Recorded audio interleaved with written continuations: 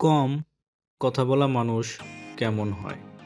Number ১, তারা অনেক বেশি ধৈর্যশীল হয়ে থাকেন।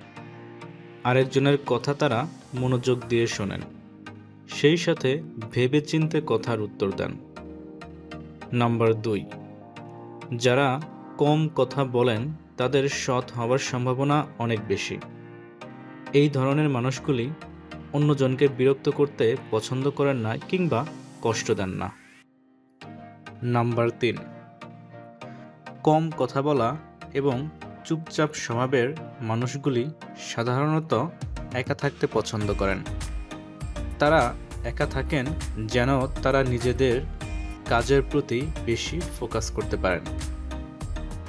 নাম্বার ৪, চুপচাপ এবং কম কথা বলা মানুষগুলি সাধারণত বুদ্ধিমান হন। যে কোনো বিষয়ে অল্প কথায় এরা অন্যকে বোঝাতে সক্ষম। ঘুরে ফিরে কথা বলা কিংবা ন্যাকামি করা এদের একদমই পছন্দ নয়। নাম্বার ৫, চুপচাপ এবং কম কথা বলা মানুষ সহজে নিরাশ হন না।